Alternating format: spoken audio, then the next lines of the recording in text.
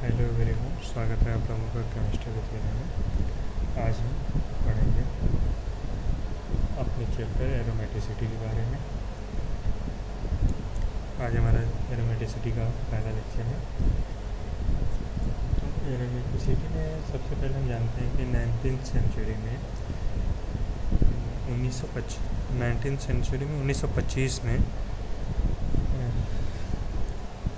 Benzene के बारे में पता चला कि इसका स्ट्रक्चर क्या होता है, बेंजीन क्या होता है, बेंजीन के स्ट्रक्चर कितने कार्बन होते हैं, इस तरह की उसकी स्ट्रक्चर होती है। इस तरह की बेंजीन की स्ट्रक्चर होती है और ये हमारा क्या काम करता है। जैसे हमारे यहाँ अनसैचुरेटेड कंपाउंड हैं जिनके अंदर डबल बॉन्ड होते हैं, जैसे कि हमारे ये डबल बॉन्ड हो गए। इनके जब किसी चीज़ से रिएक्शन कराते हैं, जैसे कि Br2 से रिएक्शन करा देते हैं, तो ये एडिशन रिएक्शन देता है। लेकिन जब हम बेंजीन के साथ Br2 का रिएक्शन कराते हैं, मान लो बेंजीन के साथ हम Br2 की रिएक्शन कराते हैं, तो यहाँ पे कोई कैटालिसिस चाहिए। जैसे कोई कैटालिसिस AlCl3 ले लें या फिर कोई भी कैटालिसिस ले लें, तो ये सब्सटीट्यूशन रिएक्शन देता है। एडिशन रिएक्शन ना देके सब्सटीट्यूशन रिएक्शन देता है। यहाँ से हाइड्रोजन को सब्सटीट्यूट करके Br जुड़ गया। ठीक, तो इसने हाइड्रोजन को सब्सटीट्यूट करके यहाँ पर जो Br जुड़ गया, तो ये सब्सटीट्यूशन रिएक्शन हो गया। जबकि हमारा डबल बॉन्ड जो था वो एडिशन रिएक्शन देता था और ये बेंजीन जो है ये सब्सटीट्यूशन रिएक्शन दे रहा था। तो इसके बाद और भी कंपाउंड पता चले जो कि अदर प्रॉपर्टीज शो कर रहे थे, जिससे कि हमें क्लियर पता नहीं चला कि इन कंपाउंड्स को हम क्या कहेंगे और ये क्या है। तो अब ये 1925 में और रॉबिन्सन थे, उन्होंने बताया कि एरोमेटिसिटी जो होती है वो ड्यू टू इलेक्ट्रॉन लूप होती है। Due two electron loop. ये इलेक्ट्रॉन लूप क्या होता है? ये जो इलेक्ट्रॉन्स होते हैं ये बेंजीन के अंदर घूमते रहते हैं। ठीक, ये घूमते रहते हैं। तो इनका जो ये होता है, ये बेंजीन लूप जो होता है क्लोज लूप की तरह वजह से एक दूसरे के आसपास घूमते रहते हैं। लगा कि हाँ ये सही बता रहे हैं। और फिर उसके बाद इसके बाद ये कन्फ्यूज़न हो गया, कुछ साइंटिस्ट को ये कन्फ्यूज़न होती है कि ऐसा क्यों हो रहा है। जब इनकी एरोमेटिसिटी NMR किया गया, जब इनका NMR किया गया, तो ये जैसे कि मान लीजिए बेंजीन रिंग हो गया, ये आउटर इलेक्ट्रॉन होते हैं। इनका जब NMR किया गया, प्रोटॉन NMR किया गया, जब इनका प्रोटॉन NMR किया गया, तो हमारा ये पता चला कि इनका जो केमिकल शिफ्ट है, किसी का ज़्यादा होता है, किसी का कम होता है। तो वो NMR जब हम पढ़ेंगे तो उसमें देखेंगे। अभी हमें ये देखना होगा कि इनको हम एक और नाम से जानते हैं। इनको एक और नाम से जानते हैं जो कि है डायाट्रॉपिक कंपाउंड।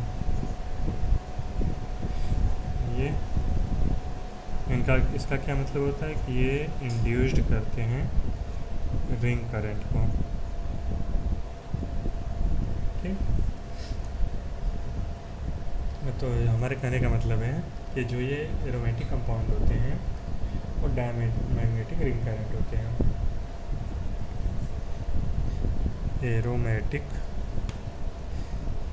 कंपाउंड में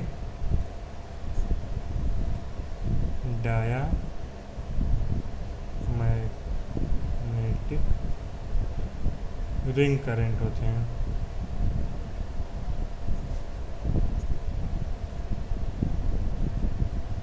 ठीक, ये जो है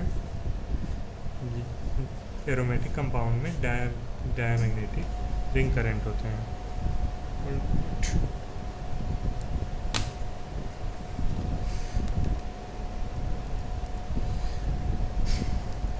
इनके जो इसका क्या मतलब है, इनका जो केमिकल शिफ्ट है, केमिकल शिफ्ट वैल्यू डेल्टा बहुत ज़्यादा होती थी। बट अभी जब मान लीजिए कोई एंटी एरोमेटिक कंपाउंड ले लेते हैं या नॉन एरोमेटिक कंपाउंड ले लेते हैं,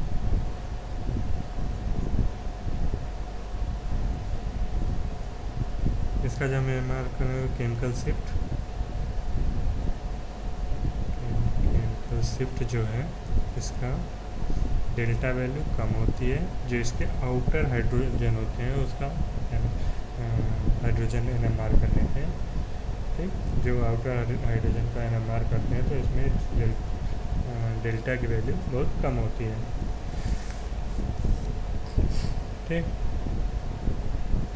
ये जो होते हैं एंटी एरोमेटिक, ये पैरामैग्नेटिक रिंग करंट देते हैं।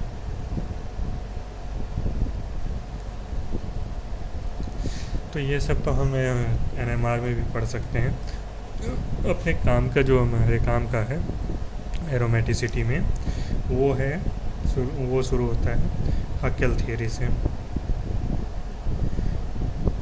हकेल थियरी लिख सकते हैं या हकेल रूल लिख सकते हैं या मॉडल लिख सकते हैं, आपके ऊपर डिपेंड करता है कि उसको हम क्या बोलते हैं। हम यहाँ पे डिस्टिंग्विश करते हैं, जैसे एरोमेटिक कंपाउंड,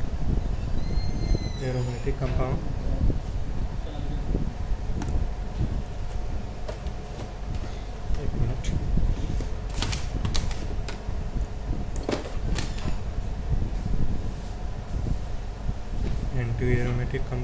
एरोमेटिक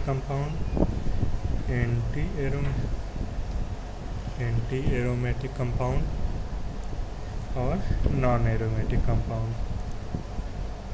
इसको हम एरोमेटिक को हम ए से डिनोट करेंगे, एंटी को डबल ए से करेंगे और नॉन एरोमेटिक को हम एन ए से करेंगे डिनोट, ठीक। क्या रूल होता है इसका? सब इसके लिए साइक्लिक होना चाहिए, ठीक। एंटी एरोमेटिक के लिए भी रूल है कि ये भी साइक्लिक होना चाहिए। इसके लिए क्या है कि यहाँ पे sp2 हाइब्रिडाइज होना चाहिए या sp3 हाइब्रिडाइज होना चाहिए। क्या ये sp2 sp3 क्या हाइब्रिडाइज है? ऑल सेंटर sp2 या sp3 हाइब्रिडाइज होना चाहिए। मतलब क्या है कि प्लेनर होने चाहिए, ठीक। सेम इसमें भी होना चाहिए कि प्लेनर होना चाहिए। सेम रूल है कि ये भी प्लेनर हो और sp3 या sp2 हाइब्रिडाइज्ड हो, ऑल सेंटर। इसमें तीसरा रूल है 4n+2 पाई इलेक्ट्रॉन होने चाहिए। एन की वैल्यू क्या होती है? 0 हो सकती है, 1 2 3 एंड सो ऑन हो सकती है, ठीक। और वही चीज़ अगर हम देखते हैं इधर, तो इसमें क्या है, इसमें 4n पाई इलेक्ट्रॉन होने चाहिए। इसका फोर्थ है कि इसमें रेगुलर कॉन्जुगेशन होना चाहिए, रेगुलर कॉन्जुगेशन होना चाहिए। इसमें भी रेगुलर कॉन्जुगेशन होना चाहिए। इन दोनों में डिफरेंस ये है कि यहाँ पे 4n+2 पाई इलेक्ट्रॉन्स होते हैं, बट एंटी एरोमेटिक कंपाउंड में 4n पाई इलेक्ट्रॉन्स होते हैं। अब आते हैं हम नॉन एरोमेटिक कंपाउंड पे। जो भी कंपाउंड एरोमेटिक या एंटी एरोमेटिक नहीं होते हैं, वो क्या हो गए? वो नॉन एरोमेटिक हो जाएंगे। सिंपल सी बात है कि अगर कोई एंटी एरोमेटिक नहीं हो रहा है या एरोमेटिक नहीं हो रहा है, वो सीधे नॉन एरोमेटिक हो जाएगा। तो हम इसको कुछ एग्जांपल्स देख लेते हैं।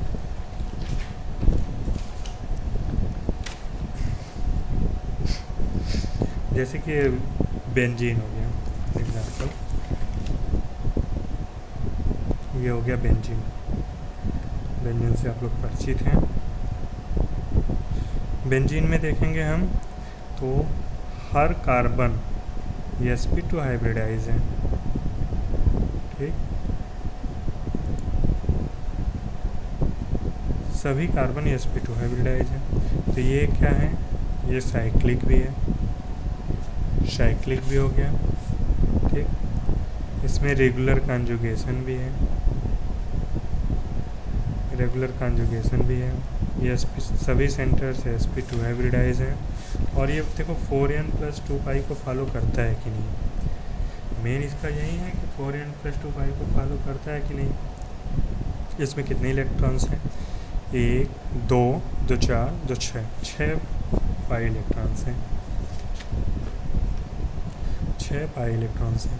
ये 4n+2 को कैसे फॉलो करेगा, n की वैल्यू अगर हम 1 रख दें, ठीक, तो 4n+2 is equal to 4 × 1+2 is equal to 6 pi.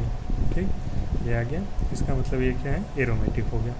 ठीक, उसी तरह हम देखते हैं हमारे पास और भी स्ट्रक्चर्स हैं, जैसे कि इसमें देखिए कितने, ये भी साइक्लिक है।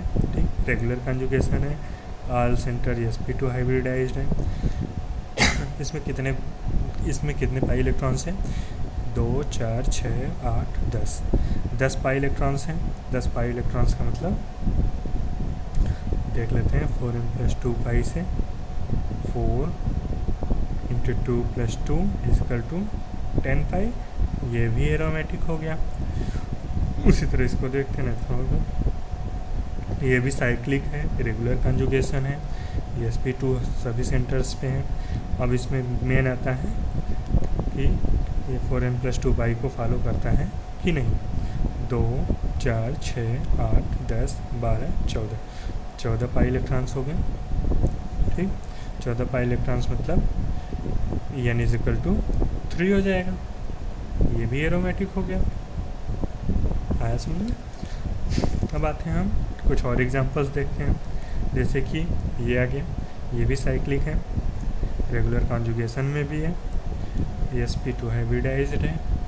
इसमें पाई इलेक्ट्रॉन्स काउंट कर लेते हैं, 2 4 6 8 10 12 14 पाई इलेक्ट्रॉन्स हैं। अभी हमने 14 पाई इलेक्ट्रॉन्स को देखा है यहाँ पे कि n इक्वल टू 3 एरोमेटिक ही था, वही चीज़ यहाँ पे आ गया, एरोमेटिक हो गया ये भी।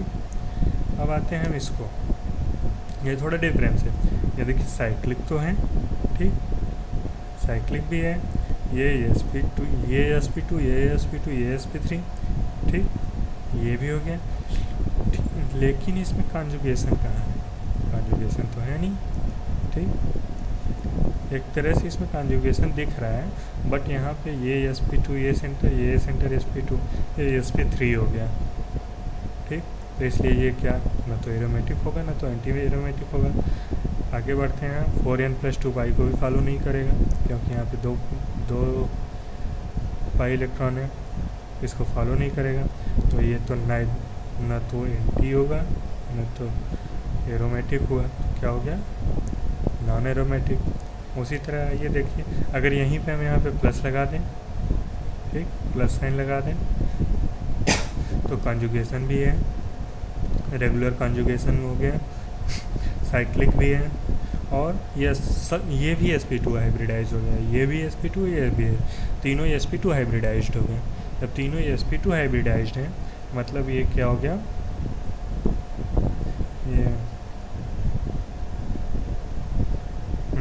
ये sp2 हाइब्रिडाइज्ड हो गया। अब इसमें हम देखते हैं कि 4n+, इसमें तो 4n+2 पाई को फॉलो कर रहा था, क्योंकि अगर ये n इक्वल टू 0 रखें तो 2 पाई आ जाता। बट यहाँ पे ये sp3 था, ये sp2 था, इक्वल नहीं था। यहाँ पे सब समान सेम है, तो यहाँ पे हम अगर n इक्वल टू 0 रख दें तो 2 पाई इलेक्ट्रॉन्स आ जाएंगे, तो ये क्या हो जाएगा, एरोमेटिक। देखिए यहीं पे ये एरोमेटिक है, ये नॉन एरोमेटिक है, क्यों, ठीक, रीजन आपको पता चल गया। ये sp2 sp3 है, यहाँ पे तीनों sp2 हैं, तो ये इनके बीच में डिफरेंस है। आगे कुछ और एग्जांपल्स देखते हैं, जैसे वहाँ पे हमने प्लस लगाया था, यहाँ माइनस लगा दिया। माइनस लगाने से क्या डिफरेंस आएगा, सबसे बड़ी बात तो ये आएगी कि यहाँ माइनस लगाने से डिफरेंस क्या आएगा, ये यहाँ पे देखिए ऑल सेंटर तो sp2 हो गए हम मानते हैं, साइक्लिक हैं, ऑल सेंटर sp2 हैं और रेगुलर कॉन्जुगेशन भी है। बट यहाँ पे पाई इलेक्ट्रॉन्स कितने हैं, 2 तो 4 पाई इलेक्ट्रॉन्स हैं। ठीक, 4 पाई इलेक्ट्रॉन्स में हम क्या करेंगे, n इज इक्वल टू मान लीजिए 0 रखते हैं तो 2 आएगा, 1 रखते हैं तो 4 आएगा, 1 रखते हैं तो 6 आएगा। बट 4n पाई को तो ये फॉलो कर रहा है, क्योंकि 1 रख देंगे तो ये आ जाएगा, 4n पाई को फॉलो कर देगा, तो ये क्या हो जाएगा, एंटी एरोमेटिक। उसी तरह आइए ये क्या है आप बताइए, गेस करिए। ये कंजुगेशन में भी है, साइक्लिक है, ये ऑल सेंटर sp2 है। बट ये एक बार CSIR में पूछा था, CSIR में ये दिया था नॉन एरोमेटिक और गेट में दिया था एंटी एरोमेटिक। तो अभी ये डाउट है, तो इसको हम बाद में देख लेंगे। ये जिस एग्ज़ाम में पूछा जाएगा उसी एग्ज़ाम के हिसाब से इसको हम देखेंगे। आते हैं हम अगले पे।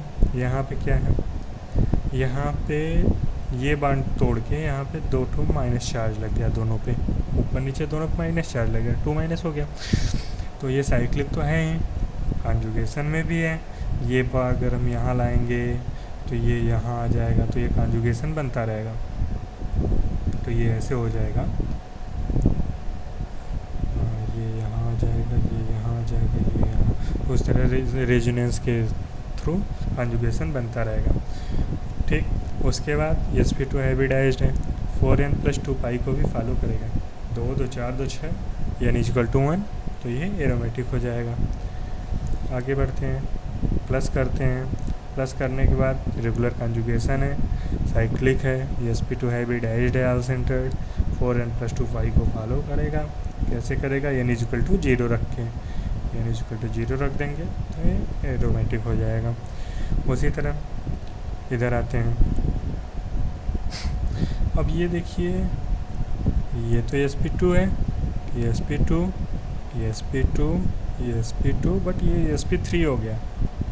ठीक, अभी सेम चीज़ हमने देखा कि बाकी सब सेम था, एक डिफरेंस था, तो नॉन एरोमेटिक हो गया था। सेम रीज़न यहाँ पे भी है।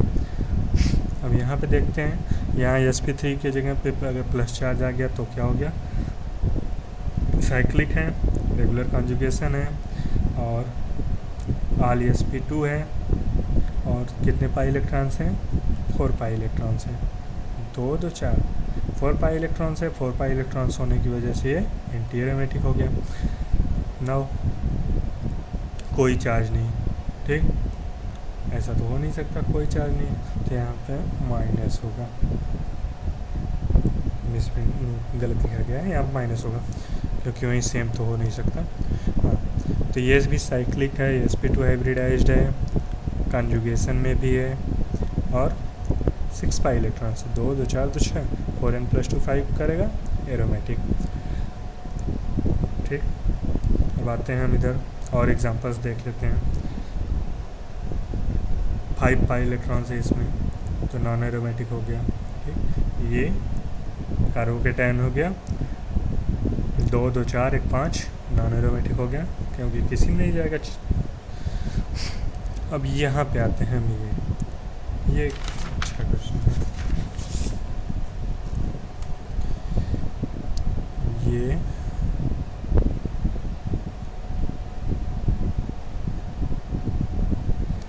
यहाँ पे बॉन्ड बन गया। अब यहाँ पे जो ये बॉन्ड है, इस तरह से बॉन्ड है, तो ये क्या कॉन्जुगेशन में आएगा, नहीं आएगा।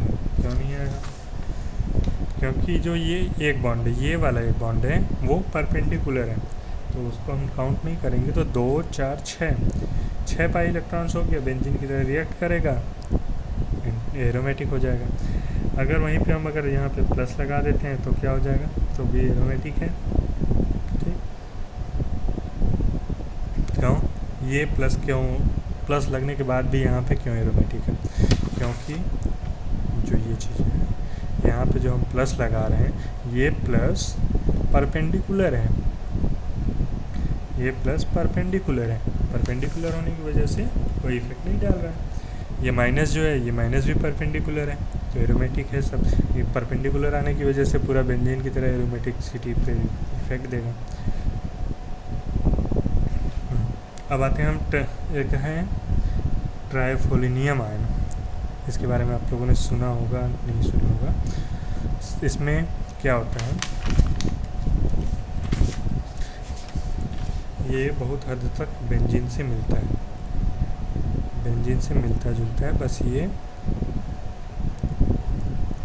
ठीक, यहाँ पे एक बॉन्ड हो गया, एक बॉन्ड यहाँ पे, एक बॉन्ड यहाँ पे, और यहाँ पे प्लस चार्ज। ये आयल सेंटर sp2 है, साइक्लिक है, ठीक, कॉन्जुगेशन में है, आयल सेंटर sp2 है। अब देखते हैं कितने पाई इलेक्ट्रॉन्स हैं, 2 4 6 पाई इलेक्ट्रॉन्स, मतलब एरोमेटिसिटी, ठीक, एरोमेटिक कंपाउंड है। यहाँ आप देखेंगे 2 4 6 8 इलेक्ट्रॉन्स हो जाएंगे, तो 4n पाई को फॉलो करेगा, एरोमेटिक हो जाएगा, एंटी एरोमेटिक हो जाएगा, सॉरी एंटी एरोमेटिक हो जाएगा। यहाँ पे आल सेंटर sp2 है, एक ठो sp3 है, तो नॉन एरोमेटिक हो जाएगा। यहाँ पे 2 4 6 1 7 इलेक्ट्रॉन्स हो जाएंगे, तो ये भी नॉन एरोमेटिक हो जाएगा। ओके, अब हम स्टेबिलिटी ऑर्डर देखेंगे। इसमें स्टेबिलिटी ऑर्डर क्या होता है,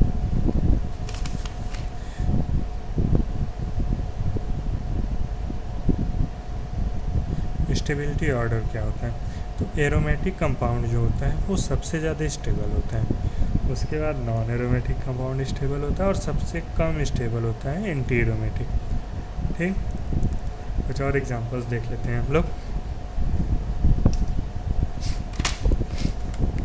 एग्जांपल्स में देखते हैं, ये इसका नाम है साइक्लोऑक्टाटेट्राइन, साइक्लोऑक्टाटेट्राइन।